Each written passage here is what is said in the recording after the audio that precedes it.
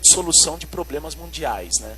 Porque imagina você, se uma empresa como a Nestlé, por exemplo, que está fazendo água, mas que vende água num determinado preço, que às vezes é inacessível para uma parcela da população, imagine se o lucro daquela empresa, ao invés de ser pago para os acionistas da companhia, se ele tivesse sendo reinvestido para possibilitar que pessoas que não têm acesso, não têm condição de pagar por aquela determinada mercadoria, se possibilitasse com isso reverter um preço social, por exemplo, para aquele determinado produto.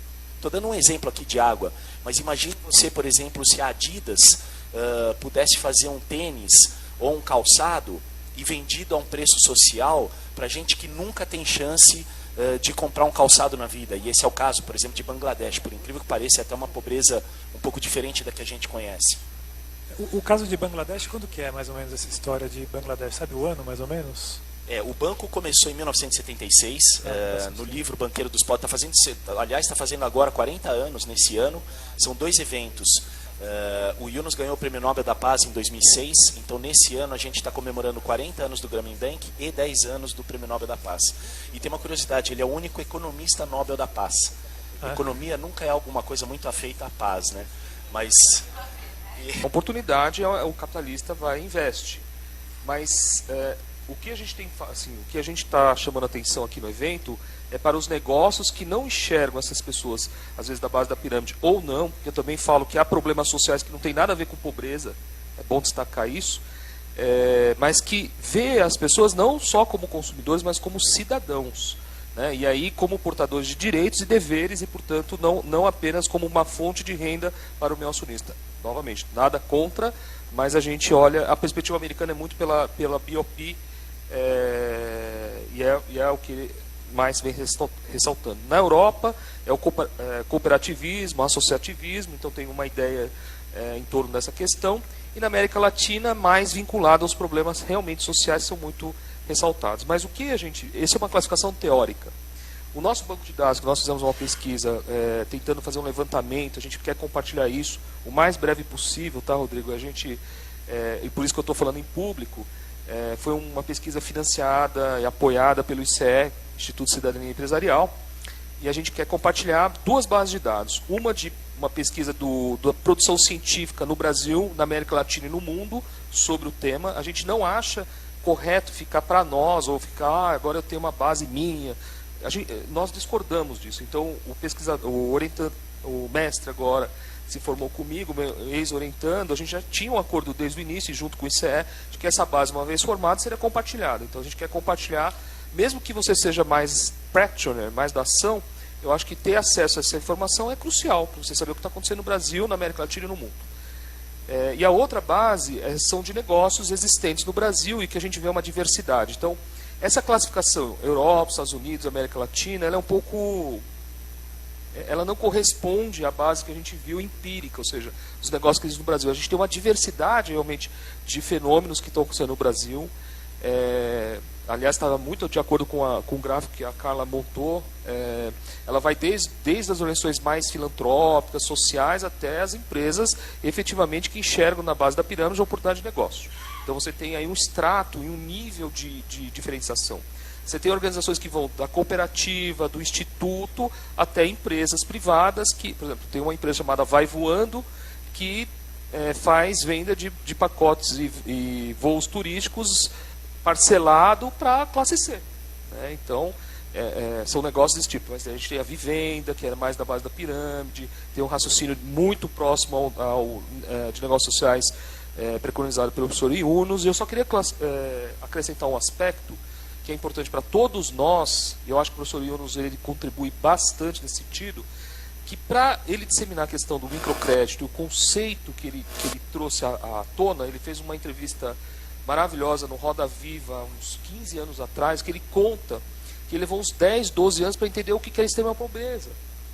Então, a gente também tem que ter um pouco de paciência para entender algumas coisas. Esse mindset para ser mudado, que eu estou falando aqui para vocês, eu não estou com a mínima expectativa de que isso tem que mudar rápido. Eu acho que são coisas que se constroem, né? E a gente tem que respeitar a diversidade de interesses e diversidade de perspectiva em relação às questões sociais ambientais no Brasil. Eu acho que há espaço para as diferentes iniciativas E nós que estamos no mundo acadêmico, a gente tenta compreender esses movimentos, mas o que o professor Yunus nos ensinou é essa paciência. Ele levou uns 10, 12 anos para entender a extrema pobreza. Eu acho que a gente vai ter que levar mais ou menos um tempo parecido para entender um pouco esse reconstruir um conceito de negócios, né? Então, a gente quer muitas vezes acelerar, eu não sei se faz sentido.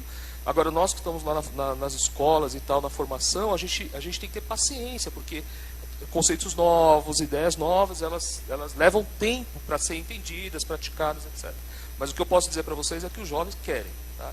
E o professor Yunus nos ensinou a ter um pouco de paciência. Deixa eu complementar uma coisa, Rodrigo, só porque, pegando o gancho do que você tinha comentado. É possível um negócio social que, além de todas as dificuldades de uma empresa tradicional que paga 34% de imposto, 15% de juro, vive num país com 10% de inflação, é possível você sobreviver no mercado e ainda assim você gerar um impacto, né, positivo na sociedade? E aí eu faço um gancho com o tema do painel anterior. Tem um caso em Bangladesh muito curioso, e aí eu aconselho todo mundo a dar uma olhada no YouTube. Você coloca Yunus Danone ou Grameen Danone. É um caso incrível de Bangladesh, que o professor Yunus encontra numa determinada ocasião o CEO global da Danone e disse: escuta, vamos fazer um negócio lá em Bangladesh? E o cara da Danone disse: não, a gente já vende iogurte lá. Ele falou: não, eu quero fazer um Danone diferente. Eu queria fazer um Danone que tivesse uma determinada quantidade de micronutrientes que combatesse a desnutrição infantil. Esse é um case clássico chamado Grameen Danone. Eles conseguiram prototipar e já colocaram ao mercado um Danone que, se consumido 2 vezes por semana, em 8 meses elimina a desnutrição infantil. Para encurtar a história, o que eu queria contar é o seguinte: o negócio andou, foi bem, rendeu prêmios, tanto a Danone quanto a Grameen, virou um case mundial. E aí o Yunus, numa determinada situação, ele chega e fala o seguinte: olha, isso aqui está muito bom, mas eu estou me incomodando com o negócio aqui. A gente está tapando um santo e está destapando o outro, que era a questão da embalagem. Então ele falou: poxa, a gente está resolvendo o problema da desnutrição, só que estamos gerando uma quantidade de lixo absurda. Aí ele volta para a Danone e fala o seguinte: olha, eu quero uma embalagem biodegradável. E aí eles vão lá desenvolver na China uma determinada proteína e saíram com um amido de milho, que hoje essa embalagem ela é biodegradável. Ele falou assim: ainda não está legal, eu queria que ela fosse comestível. Então lá o pessoal hoje, enquanto a gente está falando, tem um grupo de estudo de P&D na Danone, na França, em Paris, que está desenvolvendo esse negócio. O que eu quero trazer com isso? Eu quero trazer que a tecnologia ela é uma grande aliada à inovação, principalmente quando você está tratando da solução de um problema social. Quando a empresa ela deixa de ter simplesmente o lucro como mote principal e ela se lança num projeto de que o que é a missão dela é endereçar um problema social, quando você pluga isso no universo da tecnologia, você tem um espaço enorme para o encaminhamento desse tipo de questão. E, inclusive, essa tecnologia da embalagem, da Danone, está sendo passada para os negócios tradicionais dela, porque você vai, com certeza, aprimorar a marca e a responsabilidade social da empresa. E eu faço coro com o Sadal que não existe um departamento de responsabilidade social. As empresas têm que ser empresas de responsabilidade social. Qualquer empresa, né? Legal. Então, falando um pouco de caso, Carla, eu queria que você contasse para a gente como que a Intersement está praticando isso, como você está colocando isso de pé dentro de uma grande empresa. Então, eu vou de novo nos slides. Então, acho que tem que... Ah, tem aí? Acho que acharam o controle.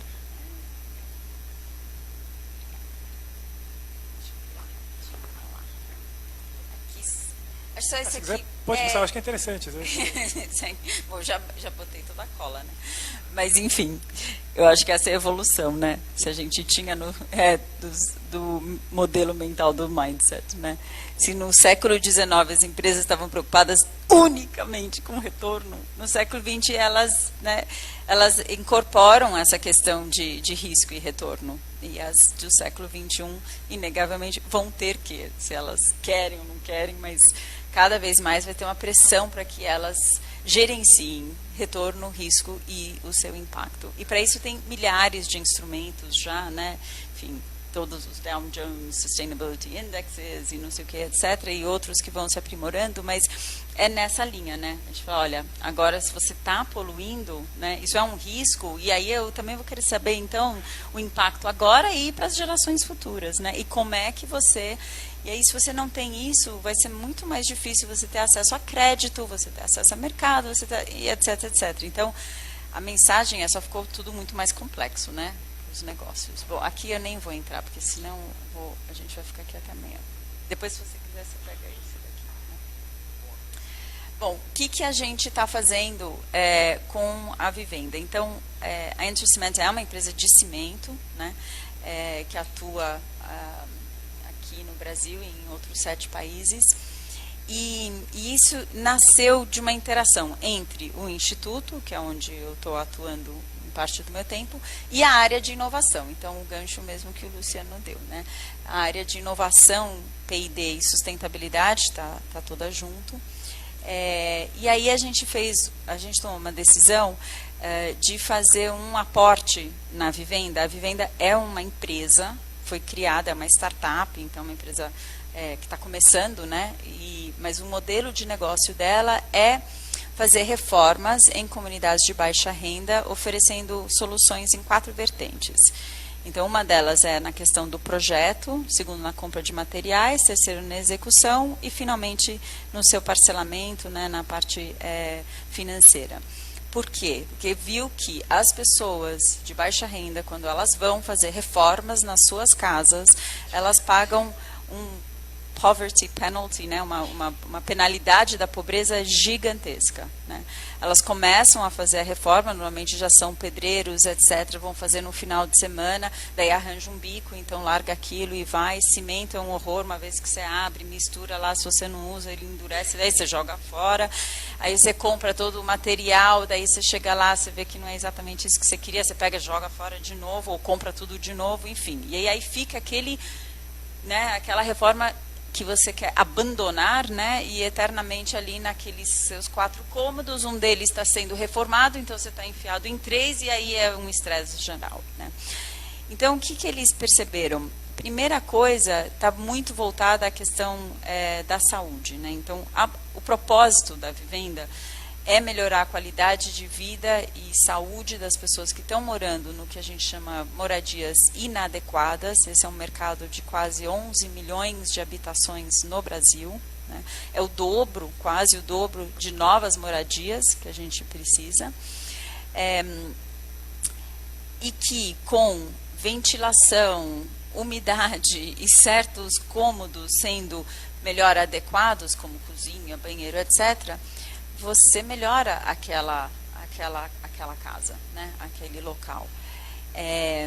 E aí eles estão desenvolvendo um modelo que cabe no bolso do cliente, né?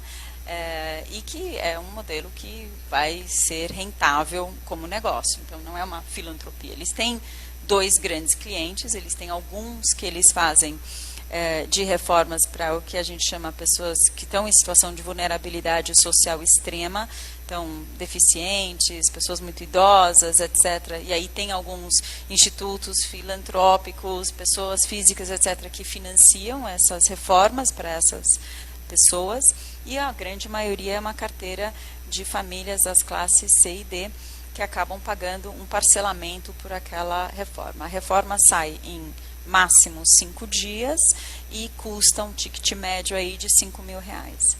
Então, o que a família vê? Né? Depois de 5 dias, né, ela vive daí numa casa meio belíndia, que é o que eles falaram também. Né? Então, a cozinha fica, né, a Bélgica e a sala está na Índia. Né?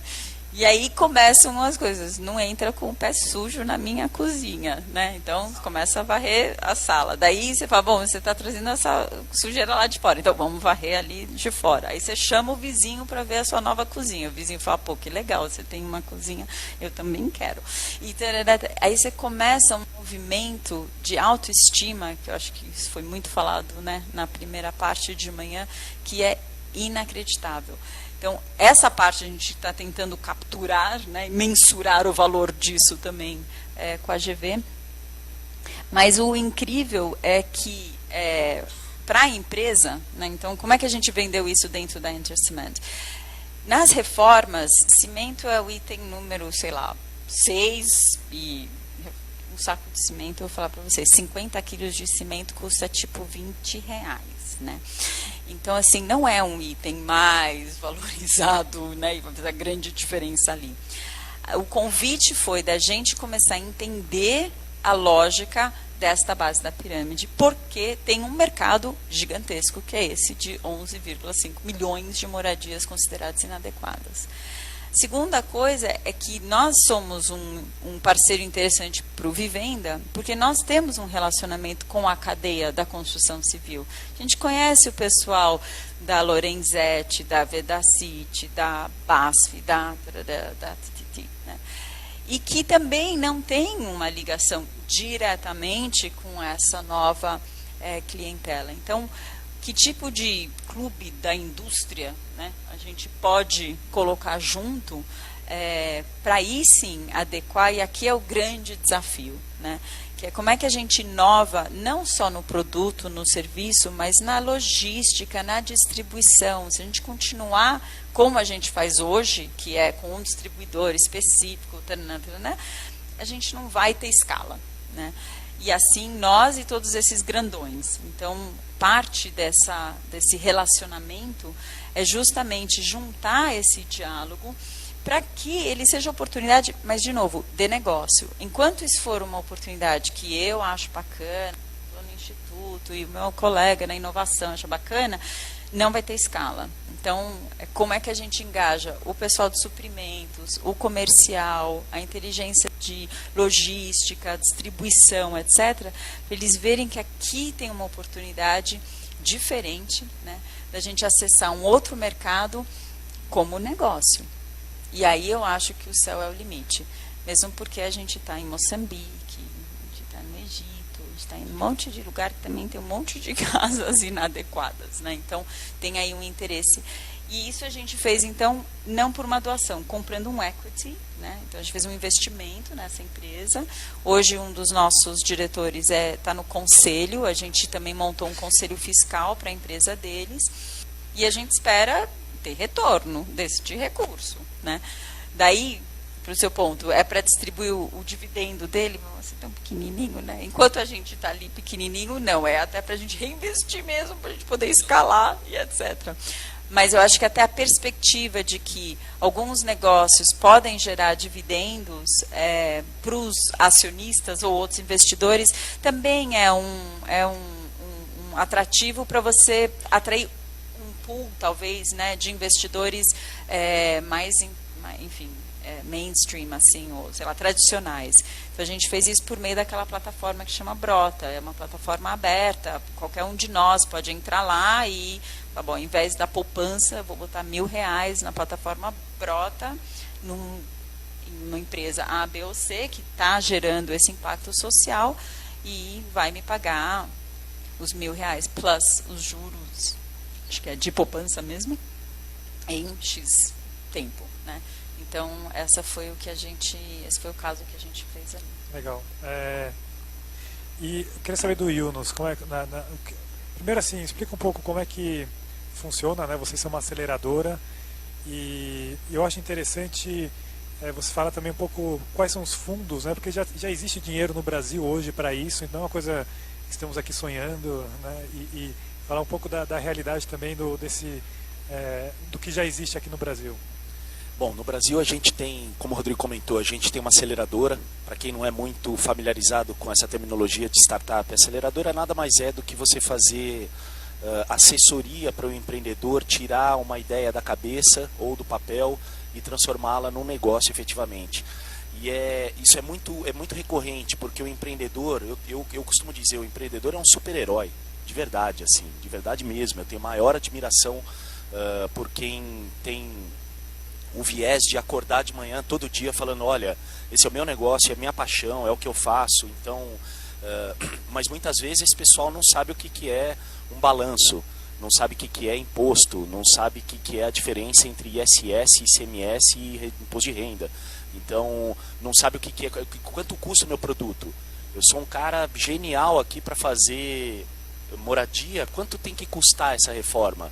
Muitas vezes o empreendedor não sabe, ele tem o feeling, ele tem o dom para fazer aquilo, só que o universo do empreendedorismo envolve diversas outras coisas que não necessariamente ele nasce com isso. Então a gente presta esse serviço de aportar essa parte do conhecimento que vai torná-lo num negócio efetivamente. Depois da empresa ser um negócio, depois daquela ideia ter saído do papel e virado negócio, nós na Yunus também fazemos um investimento nessa empresa. Sempre com o olhar que a Carla estava comentando de escalar. Quer dizer, de trazer esse negócio para uma determinada situação. Casualmente, o primeiro investimento que a Yunus fez no Brasil é de um negócio bem parecido com o da Vivenda, que é um negócio chamado Moradigna, que a área de atuação deles é no Jardim Pantanal, que é um lugar, assim, o nome já diz, né? O ano passado, no auge da crise hídrica, não tinha água nas torneiras de boa parte das casas em São Paulo e o lugar lá estava alagado. Então, assim, um mistério. Mistério não é, porque é um lugar construído às margens do Tietê, na várzea, área de várzea, não era para ter gente lá, mas uma vez que tem gente lá, é que se faça alguma coisa para aquelas pessoas. Então a gente entra também fazendo esse apoio financeiro, né? Falando um pouco sobre financiamento, nós não somos contra nenhum tipo de financiamento. Então, como a Carla estava comentando, olha, a gente entende que o dividendo ele pode ser parte de um atrativo para o investidor tradicional. E a gente entende que isso é assim mesmo. Então, tem uma parte do investidor que está lá, vamos imaginar aqui uma grande régua, né? Numa ponta, lá para a direita, você vai ter um investimento tradicional. Então, as grandes famílias de alta renda no Brasil têm lá seus fundos, seus clubes de investimento que estão visando retorno de mercado. Na outra ponta extrema, do outro lado, tem a filantropia. Essa mesma família que faz o investimento lá do lado de lá, na Bolsa de Valores, compra títulos no exterior, compra título público no Brasil, também tem uma atividade filantrópica na outra ponta que não tem retorno nenhum. Onde que a gente quer estar? A gente quer estar entre uma e outra. Então a gente quer dizer o seguinte, olha, parte daquele teu dinheiro da filantropia, que é dado, as nossas vozes tinham essa coisa de doar dinheiro recorrentemente, né? Eu ajudo a paróquia da Igreja Santa Terezinha. É aquela coisa da doação constante, faz ela se sentir bem. A filantropia tem muito de economizar Rivotril, né? Acontece, é fato. Mas assim, o que a gente quer dizer é o seguinte, olha, é importante que você mantenha isso, mas tem também uma parte do teu bolso de filantropia que poderia ser destinado a determinados tipos de iniciativa que sejam sustentáveis. E o negócio social é um deles. Então a gente está dizendo o seguinte, ao invés de você ter aquele dinheiro que você simplesmente doa, e o Yunus tem uma frase incrível, ele diz o seguinte, $1 da caridade, ele é $1 que tem uma vida. Ele se exígue e o processo dele é ao longo de uma vida.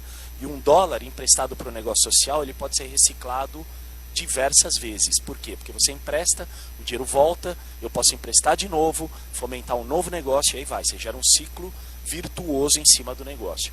Então, a gente entende que o universo de financiamento ele é bastante amplo, acho que tem bolso para todos os gostos.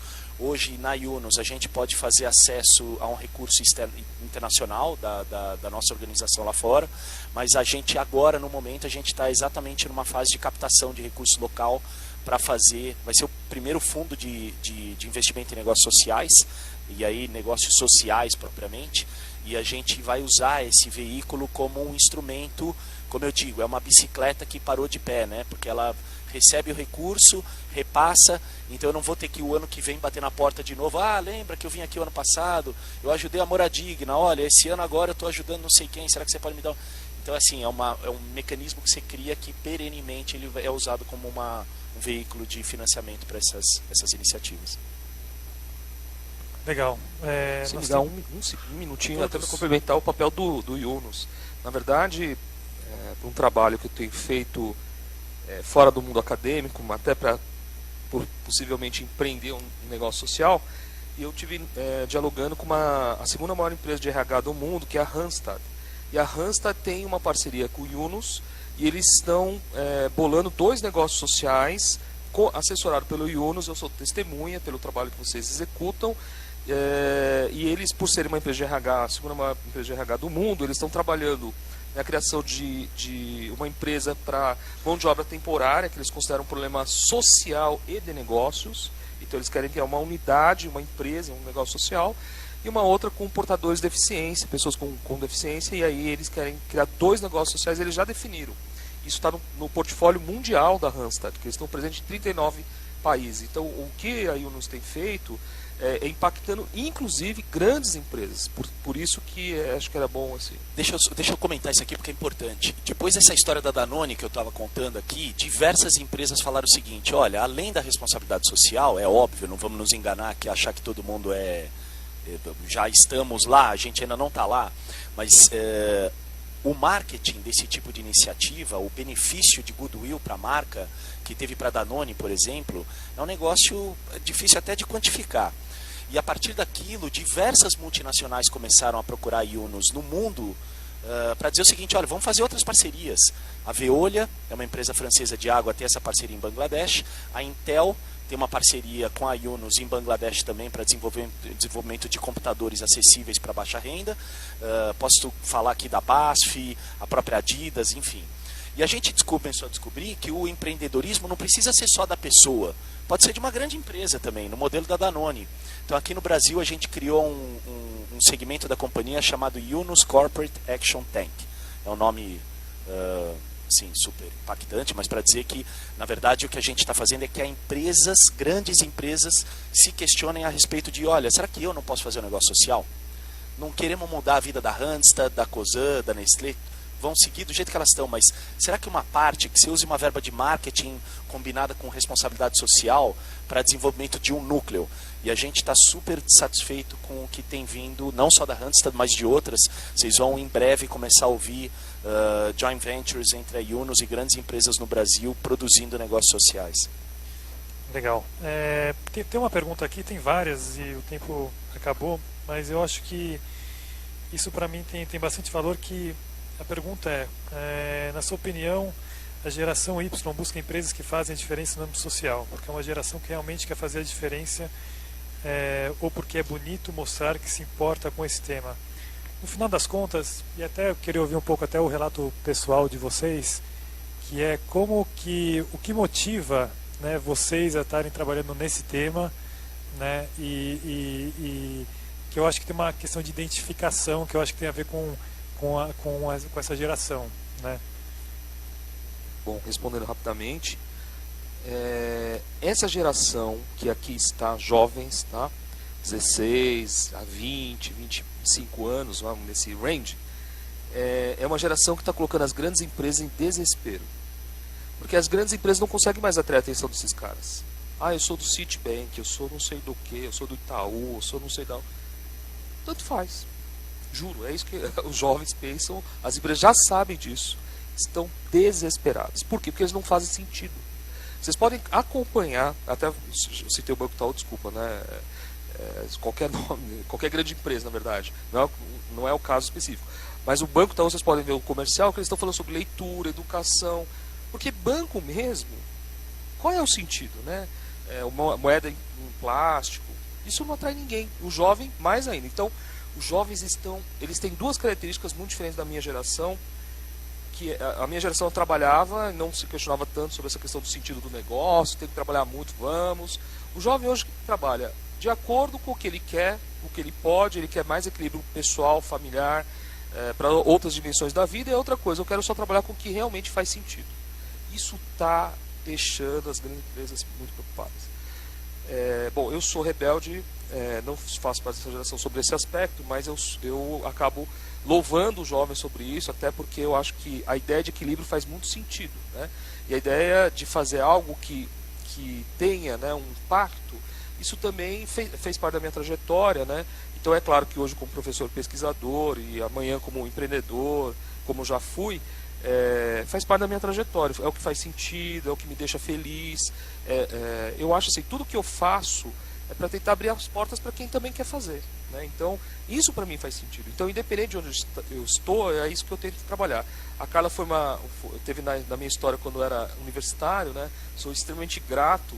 Na verdade ela é uma das culpadas, né, no bom sentido, de eu continuar mais de 20 anos militando e trabalhando em torno dessa questão.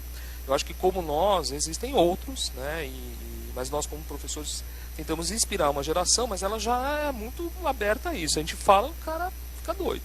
Isso está preocupando os grandes negócios, e daí porque a minha crença de que como essa geração está pressionando os grandes negócios e tem vários drives aí colocados, né, eu acho que está apontando coisas diferentes. Eu acho que a Carla abriu muito bem com aquele slide, é o que a gente sente. Agora, eu não sei se vai mudar completamente, eu acho que isso é talvez uma ilusão, mas tem algo de novo no mercado aí que a gente tem que estar bastante atento.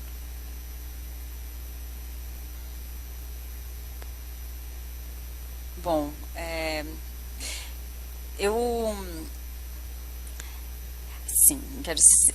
bom, deixa eu pensar. Eu venho de uma família mista, né? Meu pai era inglês, minha mãe era brasileira. Então, eu sempre vivi acho, dois mundos muito diferentes, apesar das duas famílias, tanto do meu pai como da minha mãe, virem de uma origem humilde de ambos os lados. As diferenças eram gritantes, assim, da gente cuidar mais, né, da família da minha mãe do que da família do meu pai. E aí eu comecei a entender essas coisas, né, que eu acho um pouco que a Tabata falou aqui, né, assim, a sorte de nascer num lugar, né, o contexto fala muito mesmo, né.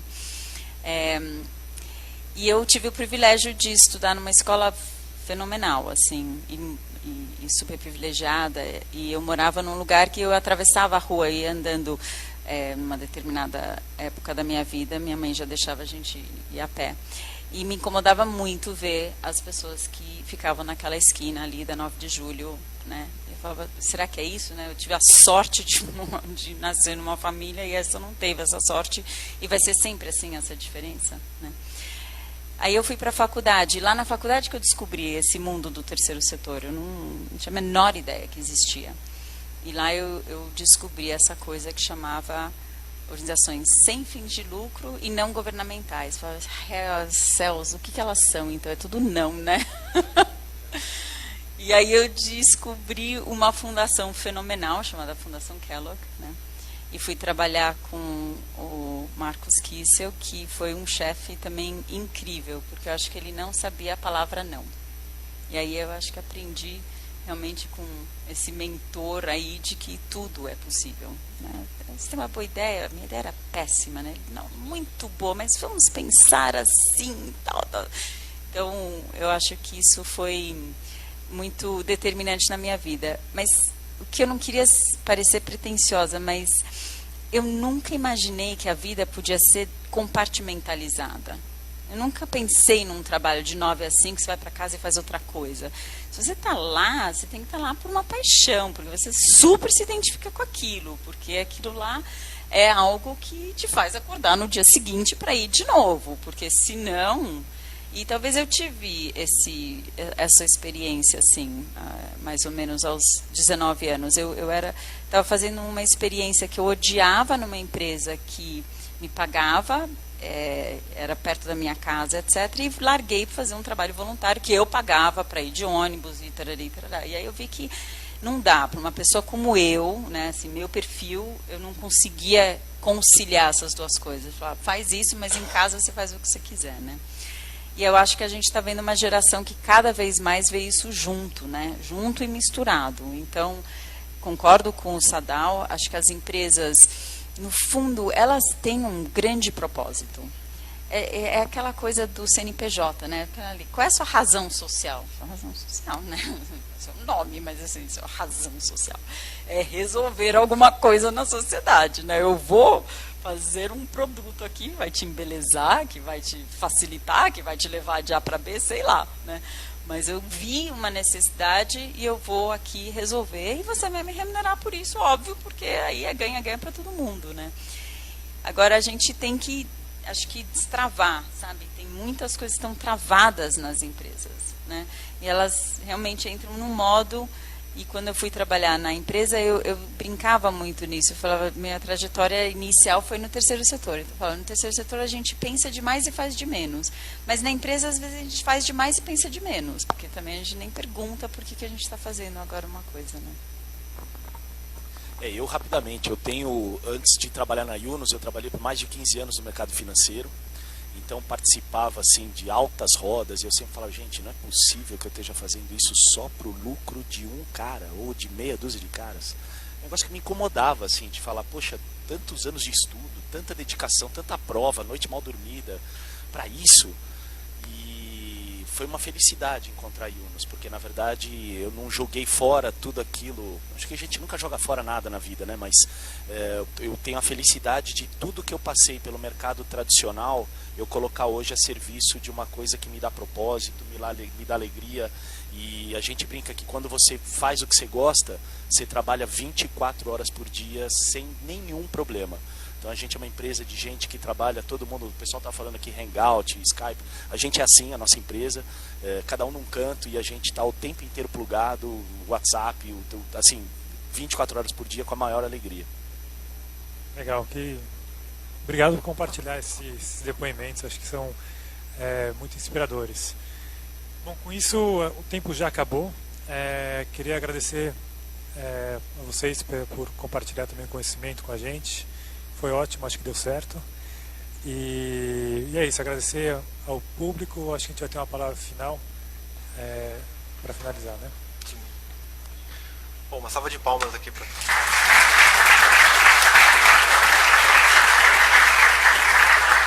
Muito obrigado então ao Rodrigo e aos debatedores.